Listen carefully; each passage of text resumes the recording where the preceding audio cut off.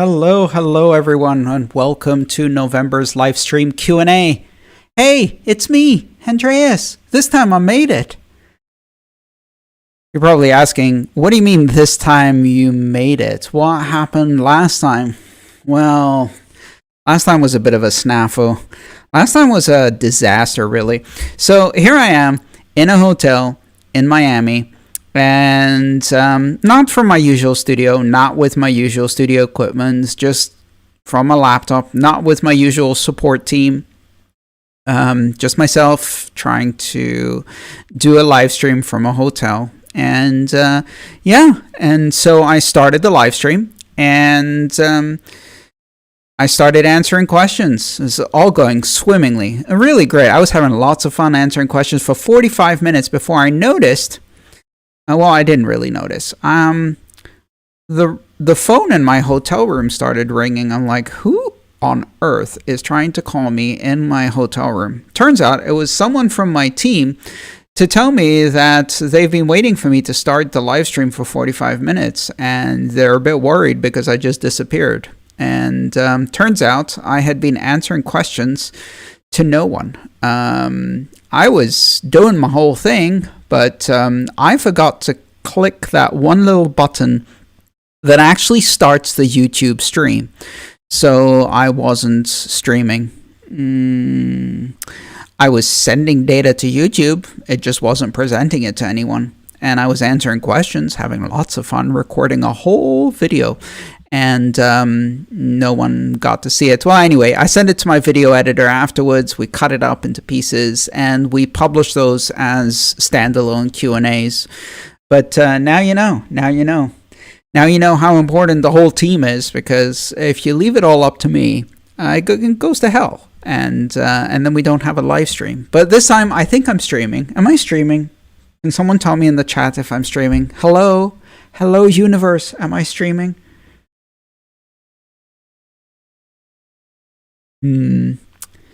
Anyway, I'm back in my studio with my nice mic, with my good equipment, with my high capacity connection that I'm not sharing with 150 other people watching Netflix. And now it works. It works a lot better.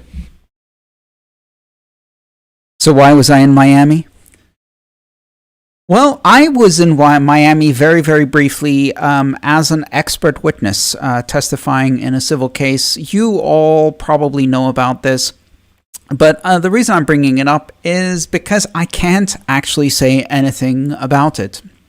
As an expert witness for plaintiffs in the Kleiman v. Wright case, and my job was to explain Bitcoin to the jury, which I did. And that's all I can say. And that's all I will say. So if you ask any questions in the Slido about the case or my testimony or anything else, I had to delete those questions. I can't answer any of those questions. I have to keep off that topic entirely. My job is to simply explain Bitcoin to the jury and the judge, and that's what I did. And that's all there is to it. All right, so I'm not in Miami anymore. Oh, thank God. Thank God. I mean, it was warm, but I think that's the only nice thing I can say about Miami. It was warm. All right.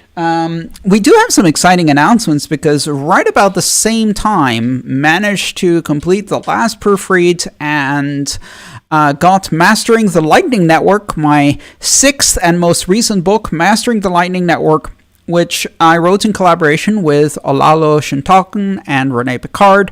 Mastering the Lightning Network by O'Reilly Media is now at the printers. In fact, today it's probably already shipping print copies from Amazon. So if you want to get that book, you can buy it on Amazon now. You can buy it from a variety of booksellers worldwide.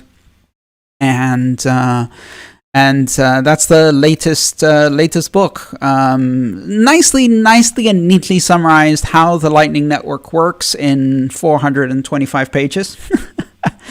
Turns out it's a pretty meaty and detailed book, quite technical, in fact, but the first 5 or 6 chapters can be enjoyed by anyone, whether or not you are very technical or a software engineer. But after that first part, it gets pretty much in the weeds. So if you're not a developer or not technical, you will get lost. I got lost trying to write it, so you will get lost, yeah. What else should we talk about? Let's do some questions. All right. Hopefully this is showing nicely on your screen. Our first question comes from Giovanni, and Giovanni asks, do you think Bitcoin could become the fuel to make the Tor network more decentralized? I would be happy to pay a few sats to have private communications while financially supporting Tor relays. Honestly, Giovanni, okay, first of all, what is Tor?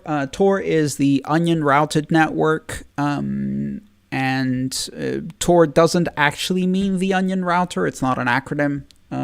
It's just Tor.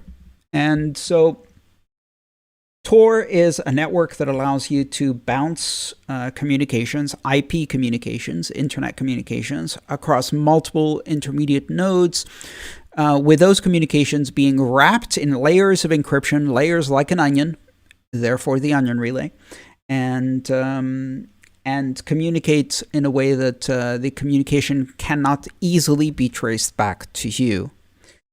You can download the Tor browser or the Vidalia package on mobile to your desktop or mobile and try it out. It's internet browsing, slower than usual. You can use it for more than just the web protocol. You can use it for any protocol, which is kind of interesting. Bitcoin uses the Tor protocol so that you can hide, if you want, your Bitcoin node behind Tor.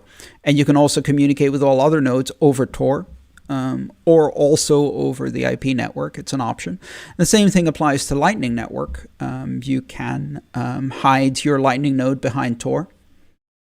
Pretty much all blockchain-related communications can be wrapped in Tor or are wrapped in Tor by the corresponding nodes and clients. Yeah, but I don't think Bitcoin or even the Lightning Network could become the fuel to make the Tor network more decentralized. Honestly, the biggest problem with running a Tor relay or bridge node or exit node, as it's known, a relay you can run. I mean, you run a relay simply if you're participating while browsing, and that's easy. That's not difficult.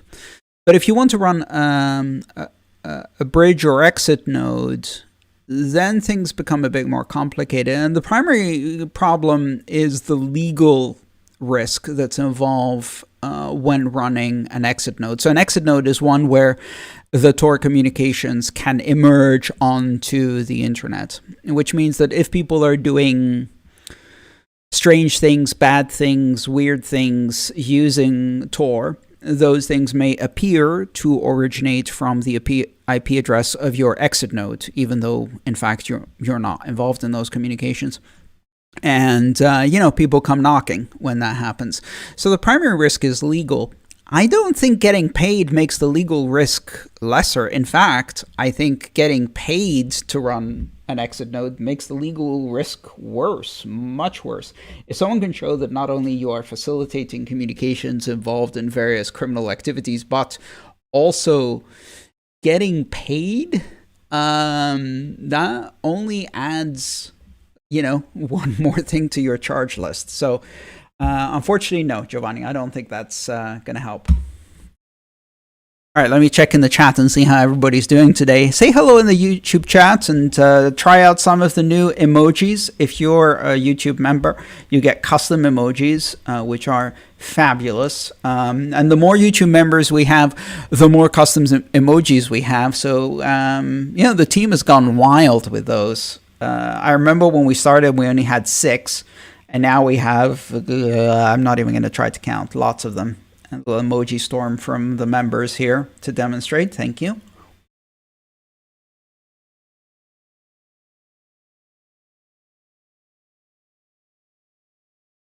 Yay, party time. Fantastic. Well, I'm glad you're all having fun. We just passed 300,000 subscribers on YouTube. So if you are a YouTube subscriber, thank you so much. If you're not, what are you waiting for? Now is a very good time to become a YouTube subscriber. We also have 150 people on this live stream right now. So thank you again for joining today. Let's go to our next question. Our next question is from Zeycus. I hope I'm pronouncing that correctly. And Zeycus, please send me a note if I'm not. Zeycus asks, with Taproot, we're getting several upgrades to the Bitcoin protocol, the first after 4 years. Are you planning to update Mastering Bitcoin to include the details? It would be a great excuse to read the whole book again. All right, Zeycus, time to make an announcement then. Not only am I updating the book, but drum roll, please. We are planning the 3rd edition of Mastering Bitcoin. So I said that I wouldn't do another edition until Taproot was activated on mainnet, and now it is. And now I'm doing a 3rd edition. In fact, I'm already contracted with O'Reilly. I started work shortly before the Mastering Lightning Network book was even done. And my first deadline is tomorrow. I think I'm going to miss it. I'm going to miss my first deadline, but not by much, by a few days, for delivering the first couple of chapters. And Mastering Bitcoin 3rd edition is well on its way for delivery and publication at the end of this year. So yes, whole new 3rd edition. It won't just be Taproot. I intend to add a whole bunch of other things. I want to add information about descriptors, miniscript, partially signed Bitcoin transactions, PSBTs, and a whole bunch of other new things that have been added to or adjacent to Bitcoin. And so it's going to cover a lot of new topics. And of course, I'm doing a refresh of the existing topics. In fact, in the very first chapters, one of the changes I made is that Alice is no longer buying a cup of coffee from Bob. Alice is buying a laptop. Here's the irony, though. Alice is spending the exact same amount of Bitcoin. Back when I first wrote Mastering Bitcoin in 2014, Alice spent 0.15 Bitcoin, which at the time was $6.50, to buy a very expensive cup of coffee from Bob's Cafe. Today, that's some, I don't know, 500 something, 600 something dollars. And it's for a laptop. So Bob is now selling laptops, not coffees, and that's one of the changes that's happening in the 3rd edition.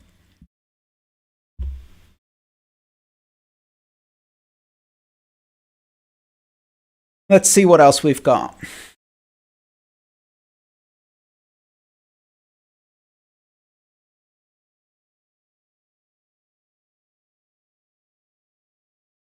Sorry, it takes a second to queue up each question. Let's go to the next question.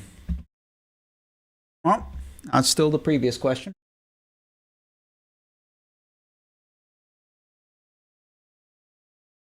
Okay, we seem to have a question, sticky problem with the question.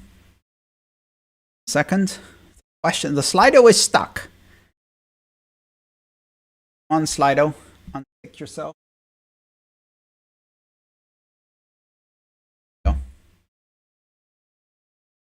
Giovanni asks, could you explain how coinjoins work? How many types are there? Is it possible to have a completely decentralized coinjoin?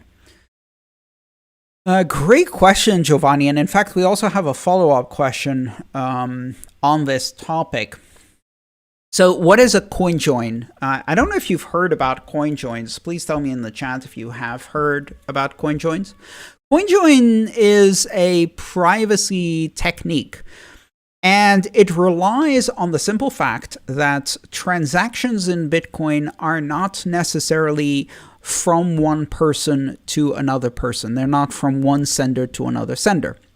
Transactions in Bitcoin are a change in the ledger that indicates the spending of inputs and the creation of new outputs. So transactions are inputs to outputs. And You may spend some of your inputs using your wallet and create outputs, some of which may be payments to other people, some of which may be change to yourself.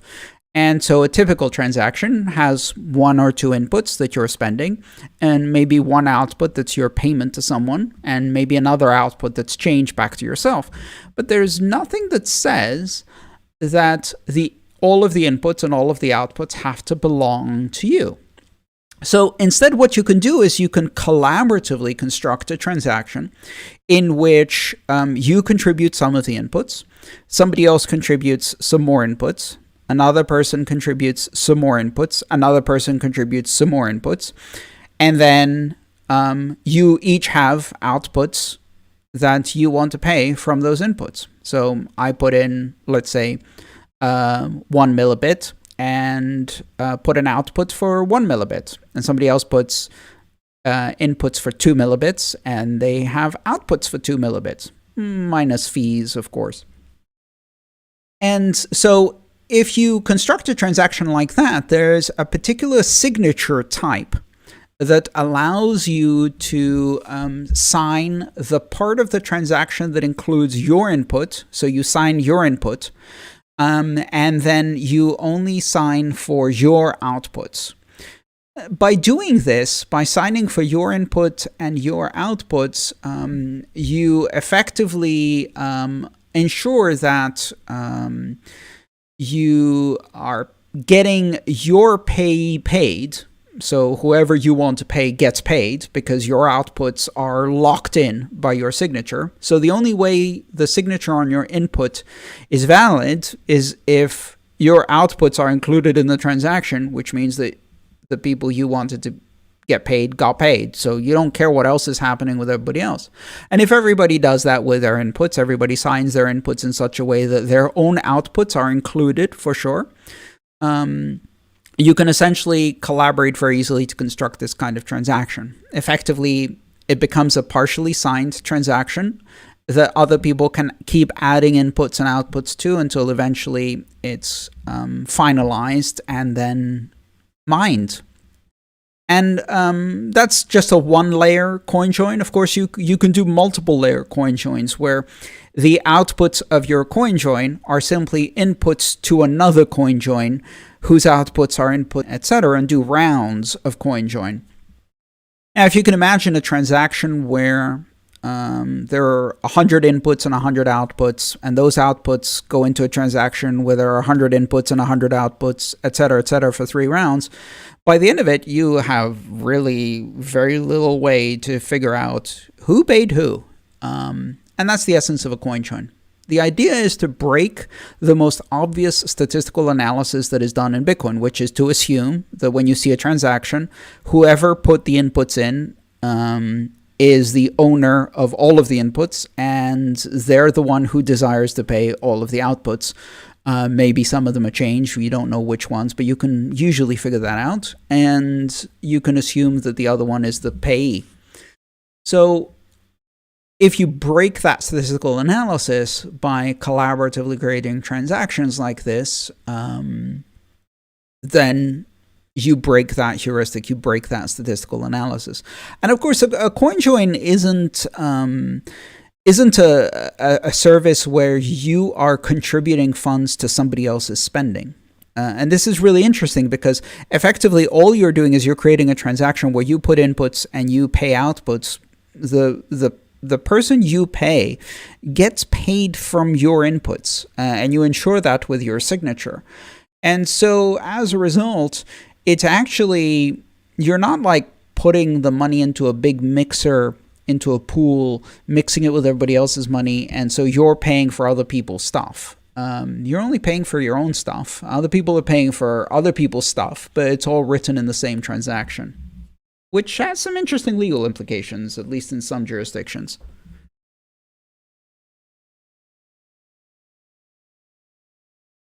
So to answer one of the questions in the chat, is it a method to launder the coin? No, it's not, because you're not contributing to other people's payments, and you're not you're effectively simply taking advantage of the capabilities of Bitcoin to reduce the opportunities for other people to do statistical analysis on your payments, since all transactions are public. That's all it is.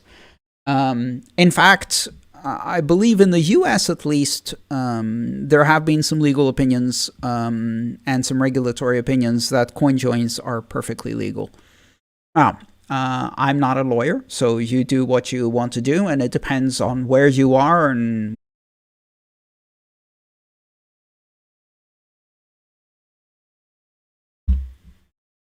all right, I hope you can hear me now. So let's see. Let me know if you have some problems with the video or not. Can anyone hear me?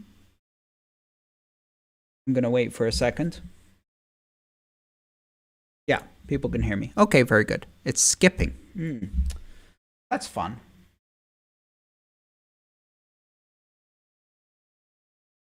And yet, I don't see any frames dropping on my end, so I don't know why it's skipping. Oh well.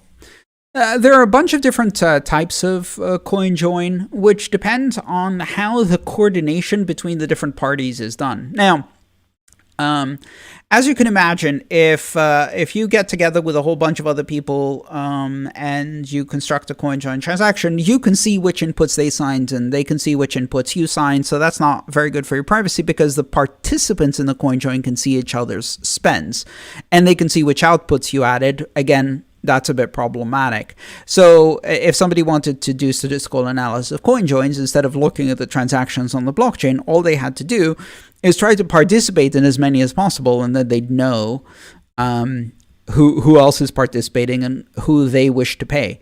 So that wouldn't work very well. So instead, you usually, a Coinjoin is constructed usually with a third-party server, and that third-party server coordinates between the parties using a technique, a zero-knowledge proof, basically a technique called zk snacks or similar, which is a zero-knowledge blind signature mechanism that enables people to sign for their inputs in such a way that you can't see who contributed which inputs and which outputs. And that enables the server to construct these Coinjoin transactions in a way that the server doesn't know anything about the participants who contributed what, and the participants don't know anything about the other participants either. Now, because of the way these blind signatures work, often the server has to organize these Coinjoin transactions in equal amount payments, meaning that when you do a Coinjoin, usually it's for an equal amount, because otherwise the server itself could learn, the blind signature basically is not sufficient to hide which payments belong to which participants, and the server knows that information. So then again, how do you break this mechanism? You install enough servers to participate in all of the Coinjoins, and those servers are rogue servers that are actually spying on you. And so in order to avoid that, the amounts tend to be equal.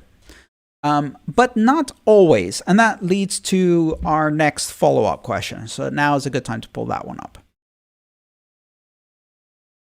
zeycus asks, the next version of Wasabi with a new Coinjoin is about to be released. Developers claim amounts mix will not need to be equal, but that nevertheless, transactions are still as hard to trace. How is that possible? Again, given the fact that you can do multiple rounds of Coinjoin, observing the transaction on the blockchain doesn't help do analysis as to who's paying what. Especially if you do multiple rounds, you can really mix up the amounts so that it's very difficult to trace.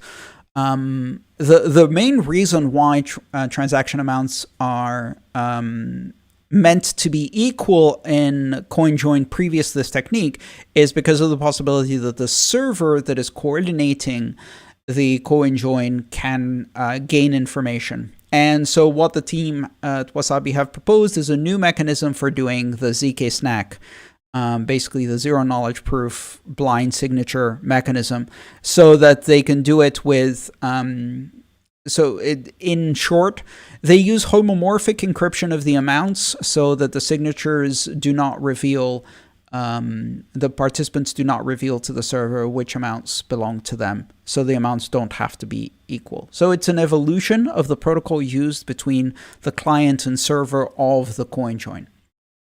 So speaking of that, you know, and to give a bit further information, if you want to do a Coinjoin, generally speaking, you would use a specific client to do so. You would use software to do so. And this software has a wallet, and you fund that wallet, and then that wallet goes out and does a Coinjoin to provide more privacy protection to your coins. Probably the two most well-known classes, or let's say the three most well-known classes of Coinjoin software are Wasabi, which is a desktop client, Samurai, which uses a technique called Whirlpool, which is a mobile client, and Join Market, which is a command line and desktop client. So Join Market, Wasabi, and Samurai are the three most well-known wallets that offer Coinjoin capabilities. And one caveat, of course, whether or not this is legal, one thing that it will almost certainly do is if you engage in Coinjoin transactions, those transactions will be identifiable as Coinjoin transactions. If you then take those coins and you try to spend them on an exchange, most exchanges will not accept those coins and allow you to spend them. And furthermore, many exchanges will then suspend, freeze, or delete your account because you attempted to use Coinjoins, which they consider high-risk activity. So if you want to do this, you mainly might want to do this with your cold storage. You might want to do it with money that you intend to use within the system. And not money that will engage in exchange activities or touch any exchanges. And of course, you know, understand what you're doing before you try and do this. That was an interesting topic. Let's see what else we have.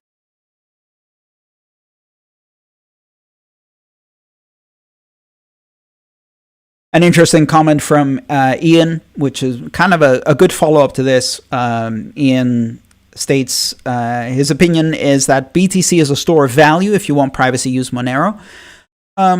I would agree 99% with what you said. For really, really strong privacy, Monero is much better. However, and this is a counter-argument that is a valid counter-argument, because Bitcoin is a store of value, it has more liquidity. Because it has more liquidity, more value, and broader acceptability, and is easier to exchange, it's more useful as a currency, and therefore it also means that it's used by more people, which means the anonymity set is much bigger. So it's a bit of a double-edged sword, right? The specialist coin gives you better privacy, but in a slightly smaller anonymity set with slightly less liquidity and slightly fewer places where you can use it. The store value coin gives you, Bitcoin gives you not as good privacy techniques, but a bigger, much bigger pool of participants in the anonymity set, many, many more places where you can use it and much greater value. So it's a difficult choice. Now, if all you want to do is get some privacy for your store value coin, then Coinjoin is very useful information to have in the back of your mind when you're thinking about that. If what you're trying to do is use extremely strong privacy because it's life or death, and liquidity isn't that important for you. If you're someone fighting a dictator in some horrible totalitarian nightmare scenario, then yeah, I'd use Monero for that. It's an interesting. Oh, we have some sound problems again. Oh, we have some sound problems again. 1 second.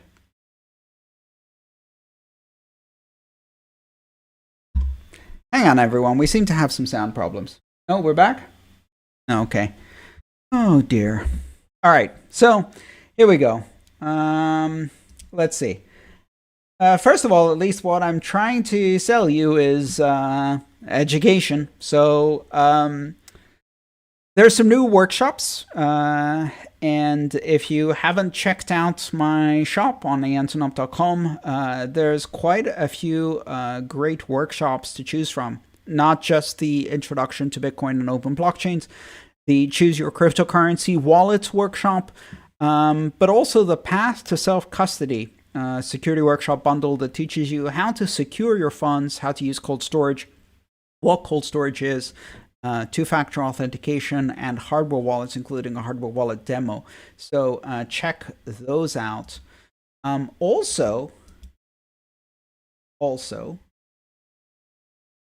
where is it?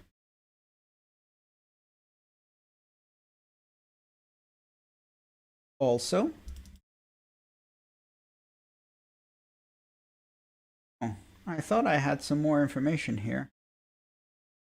Yes, not that. Oh, there we go. I'll just keep flipping slides until I find the right one. Yeah. The Introduction to Bitcoin and Open Blockchains, the popular free course that's available on my shop, is now available in Espanol. Now, we were unable to get Antonio Banderas to dub the videos and make me sound super sexy and sophisticated in his fantastic Spanish accent. So instead, we have subtitles.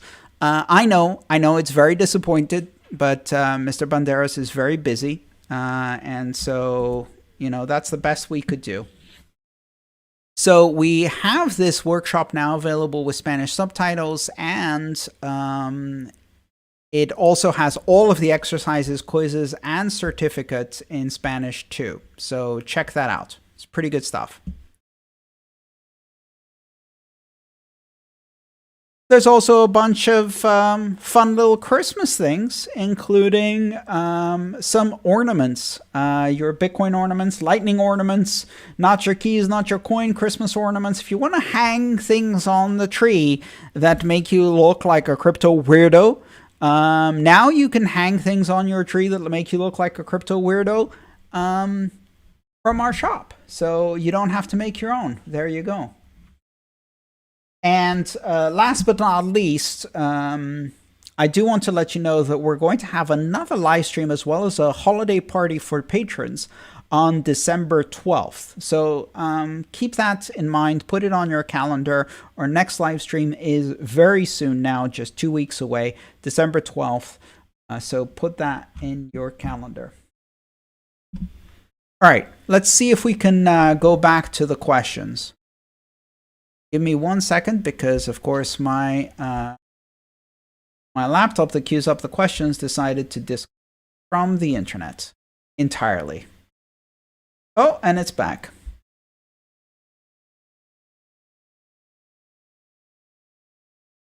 To answer yes to Crypto's question, yes, you can use Lightning to buy the Lightning ornament. The shop accepts Bitcoin, Lightning payments, Bitcoin on-chain payments, Monero, Ether, DAI, and I think that's it. So there's a couple of different options there, as well as dirty fiat through PayPal and credit cards and all of the other traditional financial stuff. Okay, let's see what we have. Here's a nice technical question. Donald asks, what the heck is signed with your private key in a Bitcoin transaction? That's a great question, Donald. What is signed is a hash of some parts of the transaction itself. So, this is very confusing to newbies. It took me quite a while to learn about this and understand how it works. But every signature has, as part of it, some signature flags that tell the system what type of signature it is. The most common signature is called a sig hash all. And that one is a signature that's applied to a hash of everything in the transaction. Everything meaning the transaction header, all of the transaction inputs, and all of the transaction outputs. The only thing that's not signed by the signature is the signature itself, because that would be circular and wouldn't work. So signatures don't sign themselves, but in most cases, sig hash all type signatures sign everything in a transaction. Now, There are other SIG hash types. Some SIG hash types, for example, are useful because they allow you to sign only one input and only one output. SIG hash single, for example. And you can also make the signatures allow you to add inputs. And for example, that would be a SIG hash single with a SIG hash anyone can pay flag. Now, with those types of signatures, you can implement Coinjoin. And so SIG hash allows you the flexibility to sign only part of the transaction so that other people can add additional inputs and outputs.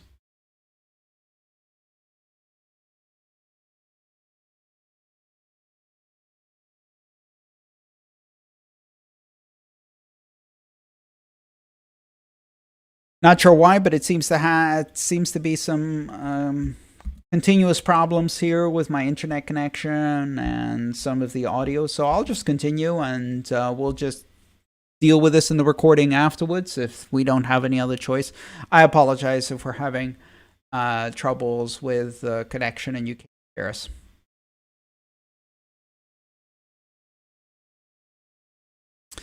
So yeah, so what is signed? So let's take SIG hash all. All of the information from the transaction, all of the inputs and all of the outputs, because it's a SIG hash all type, are basically put through a template that takes all of that data and feeds it to the SHA-256 function, which is the hash function, the cryptographic hash function that's used in Bitcoin. And then that produces a hash. That hash of the transaction data is then signed by your private key using a formula that takes the private key and the message hash, the hash of the transaction, according to the template of what is included and what is not, and produces a signature in the form of two values. And that's included in the transaction so that it can be verified by everybody else. Everybody else then takes the message, applies the template, selects the things that are supposed to be signed by the signature, produces the hash in exactly the same way, and then feeds that into a signature verification algorithm that takes the public key, the message hash, and the signature, and says, yes, it's a valid signature, or no, it's not a valid signature for that message. Generally speaking, digital signatures are applied to the hash of a message.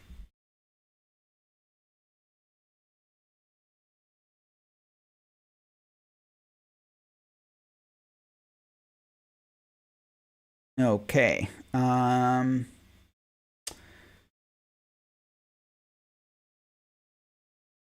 Oh, someone said it might be the gate on my microphone. It sounds like we have a problem with the microphone gate. Oh, that's very annoying.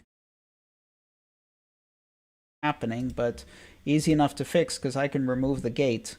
There we go. Gate removed. I hope that's not the reason it was happening. Some of the settings may have changed and caused that problem to happen.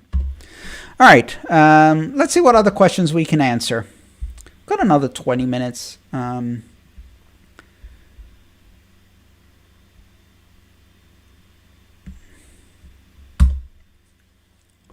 Bitcoin Jesus asks, what new kinds of signature aggregation are possible now that Taproot is active? Possible in theory. So cross-input signature aggregation, where you have one signature for all of the inputs in a transaction, is possible. Adapter signatures, where you have one signature for all of the participants in a multi-sig. Actually, let me do it in order of the hierarchy if you want. So in a single input, all of the participants of a multi-sig with adapter signatures using Schnorr adapter signatures can sign with a single signature. So you can do a multi-sig with one signature instead of M signatures as you would need in an M of N multi-sig. In fact, that is possible now. That is part of Schnorr. That is, in fact, that's what the Taproot feature means. So Taproot is the ability to use a single signature that represents the sum of all of the conditions of the script. And that may be an adapter signature from multisig, or it may be some other threshold adapter type signature. So that's one type of signature aggregation. You can also theoretically do cross-input aggregation, where in a transaction all of the inputs have one signature for all of the inputs. That is not currently possible, from what I understand, because it requires some other changes to the system, but it might become possible in the future. It hasn't been implemented yet. So Schnorr signatures theoretically make that possible, and so now the Bitcoin protocol needs to be adjusted so that you can create valid transactions where the inputs in a transaction have a single signature. And that would allow us to do signature aggregation across inputs. Theoretically, it's also possible to do signature aggregation across transactions in a block. So you have one signature for the whole block. If all of the transactions inside use Schnorr signatures, and you can have aggregation of all of those signatures. Again, this is theoretically possible. This is not implemented at the moment. So, so signature aggregation is one aspect of what we can do now. The other aspect is what's known as batch verification. This is not signature aggregation at the point of applying the signature, but it is an optimization when verifying lots and lots and lots of Schnorr signatures. For example, when you're verifying a block.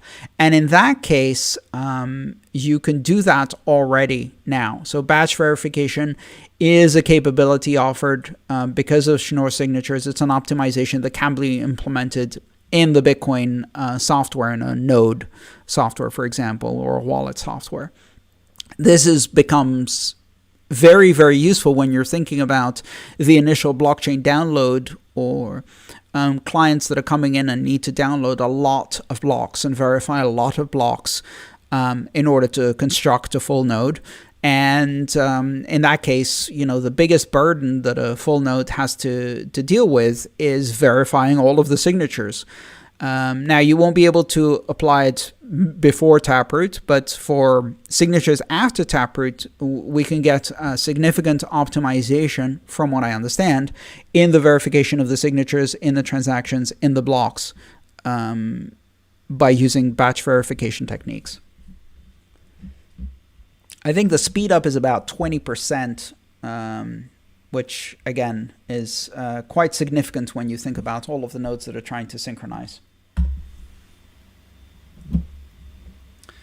I wonder if it was the microphone gate. Let's see if we no longer have audio problems, in which case I owe one of you a beer. I can't remember who it was who said it was the gate.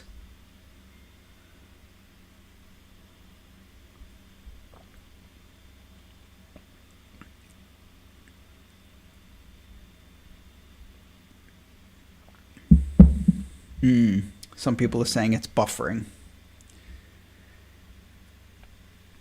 Oh, it's great troubleshooting stuff through a chat after the latency of YouTube. It's really amazing. You see, you have problems, then you talk about it in the chat, and then I find out about it 2 minutes later. At which point the problem isn't happening anymore, and then who knows? No more audio issues. Crypto Yeti, I owe you a beer. Oh, boy. All right. Let's move to the next question. What are you most thankful for this year? What am I most thankful for this year? Oh, this is going to create a shitstorm.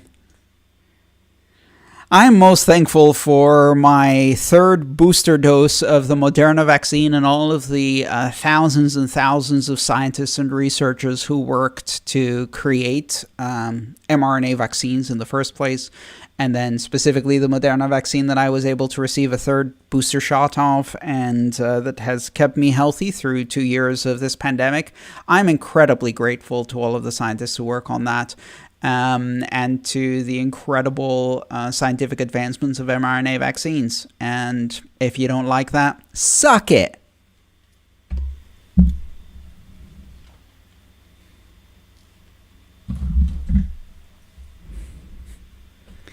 Okay, let's see what else we have in questions.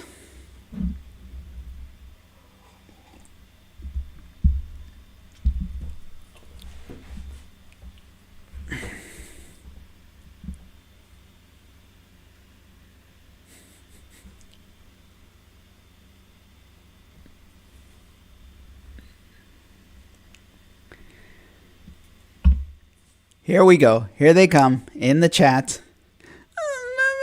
You said vaccine. This question's getting cut off on the screen, so I'm going to have to shift the screen a bit. Oh, it's not getting cut off. Okay. Related to 24-word recovery phrases, when I get a 24-word phrase from a hardware wallet and lose it, could I enter it into a software wallet to move it in an emergency? Michael, yes, you can. The standard that produces 24-word recovery phrases is a standard called BIP39. It is very broadly implemented. It is implemented by hundreds of software wallets and dozens of hardware wallets. And in fact, also in a variety of programming languages, frameworks, and libraries, I can write a little Python script in about 5 lines that, well, using a library, that imports a 24-word recovery phrase and allows me to recover the private keys. So yes, very, very easy. And anyone with access to the standard can recreate that information and rebuild those libraries. It's once you have, and if you have your 24 words, and you manage to keep those around and back them up properly, etc., you will always have a mechanism to get back to your private keys. There is no question. You don't need a specific device. You don't need a specific type of software. The standards are the same. Now, whether you will be able to find your private keys on the derived tree of keys that are produced from the recovery phrase, that's where things get a bit more tricky. If you remember which wallet you used in the past, software or hardware, which version, yes, you'll be able to find the path. Otherwise, it might involve a rather laborious search, running a computer to search through specific paths on the tree. But bottom line, the answer is yes. You can always recover into, and the same thing applies to any mnemonic phrase based on the BIP39 standard. And these mnemonic phrases are usually 12 to 24 English, but not always English, word phrases. So as long as it is based on the BIP39 standard, and trust me, it's almost always, when you see 12 to 24 words, it is BIP39, almost certainly. And you will be able to import it into any compatible wallet and get it back.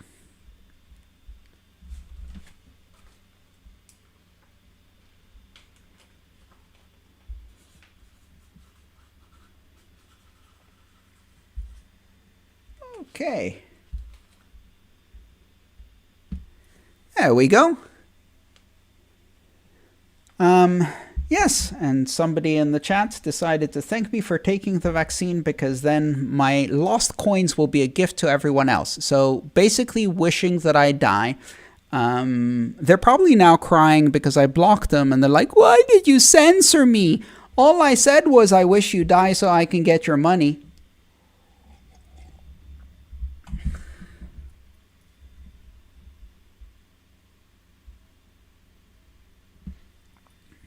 Here we go. The trolls are out. All right.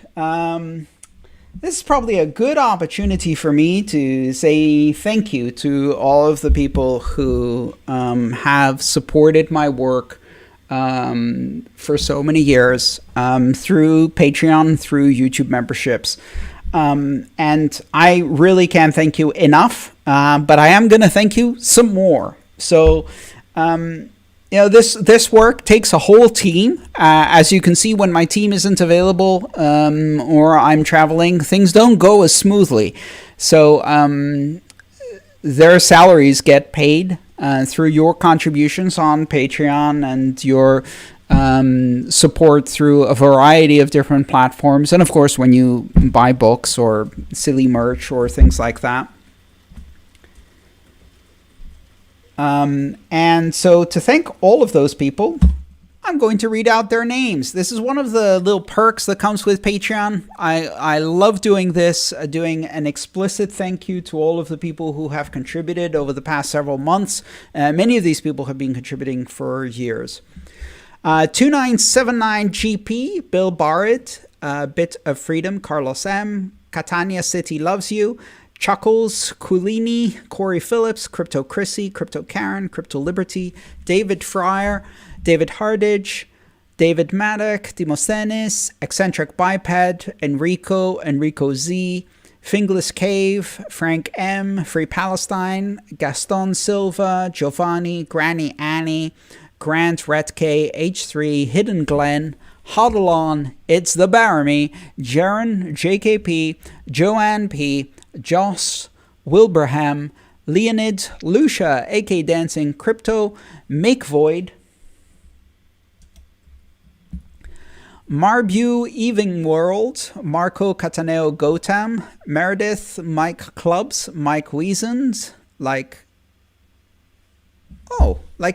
said it correctly, Mike Weasand, MSJ87, Diraj Badaya, Outback Trader, Outlier Canada, Parbull, Patty McFaddy, Phil, Piria Sambandaraska, Piria 33, Plebnet, Polo Feed, or Pollo Feed, Pseudomatic, Raphael Cieslak, Richard Taylor, Rooney Calmera, Seth Casey, Stefan Bueller, Sven Sommer, Swiss Andreas Fanboy, The Swiss Road to Crypto, The Goddess Eris, Vladislav Kormaz, Whackpack, Yes to Crypto, Zafir Oskavlak, and zeycus.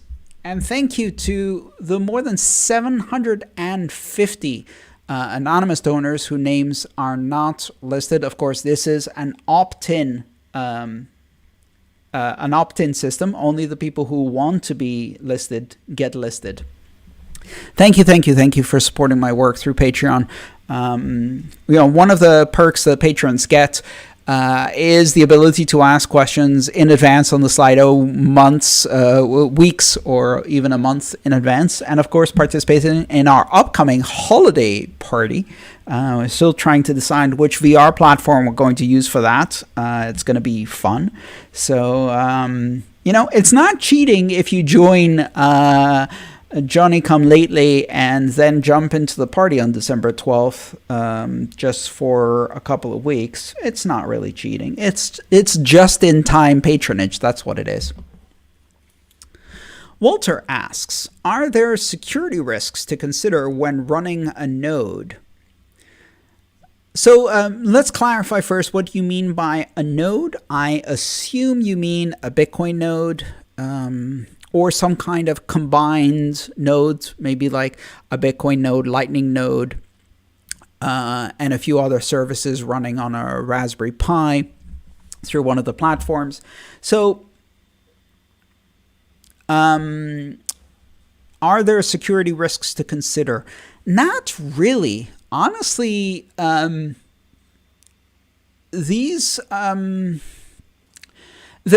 is a small possibility that someone may break into your node and compromise that particular computer.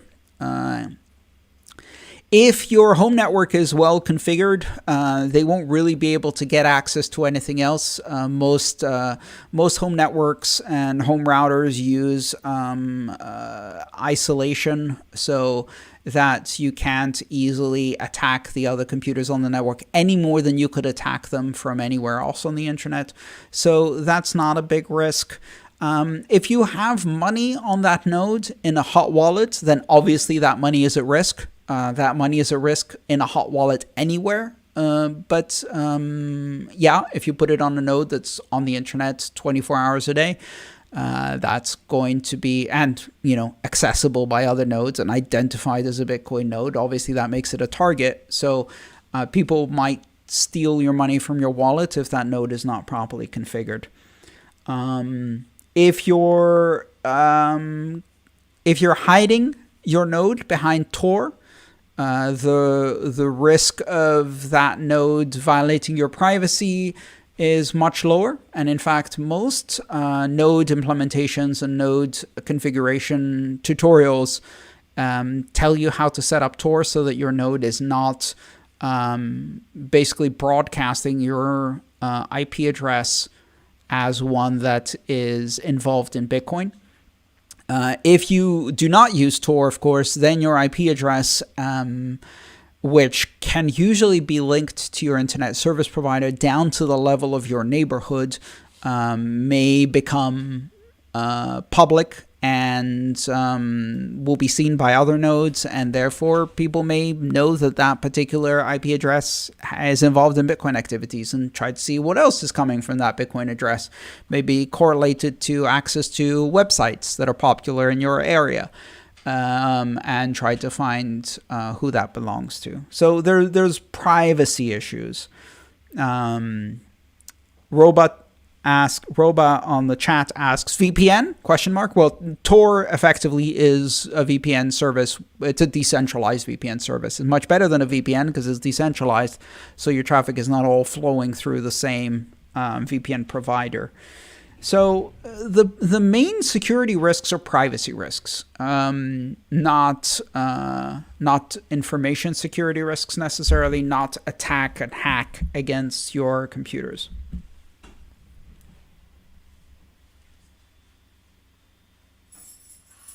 All right, we have a question from PianoCat on the chat. Guys, if I have an app based on 24 words, but my phrase has 12, do I just put in the first 12 words and the rest of those spaces open? Piano, no, that wouldn't work. If you have an app, it will normally, almost always ask you, do you have a 12, 18, or 24 word recovery phrase? And then you can tell it you have 12 words and enter just the 12 words. But if it only accepts 24 words, which is weird, that's not very standard based. If it only accepts 24 words, then you can't use that app to recover a 12-word phrase because the structure is not the same. You can't just leave them empty. All right, maybe we have time for one more question. Oh, this is a good one. Pleb asks, when I make a transaction on-chain, I have a transaction ID and everyone can go check that it exists in case of a dispute with merchant. How do I prove that the payment happened over the Lightning Network in case of a dispute or support ticket? Well, Pleb, there's a great answer to that. The answer to that is a payment hash. A payment hash is equivalent to a transaction ID or receipt. It serves as a receipt. When you make a payment over the Lightning Network, you are submitting for settlement a hash time lock contract, HTLC as it's known. But the bottom line is you make a payment in return for a secret that resolves to a payment hash. Once you have that payment secret, the only way you got that payment secret is because you made the payment. So every time you have a Lightning invoice, there is a payment secret behind it, which corresponds to the payment hash on that invoice. And when you make the payment, you get the payment secret as a receipt. And you can use that payment secret to prove to the merchant and anyone else, here's the invoice and here's the payment secret. Clearly, I paid. And that's the receipt. And you can use it to track and prove that payment. All right. And that's all the time we had today.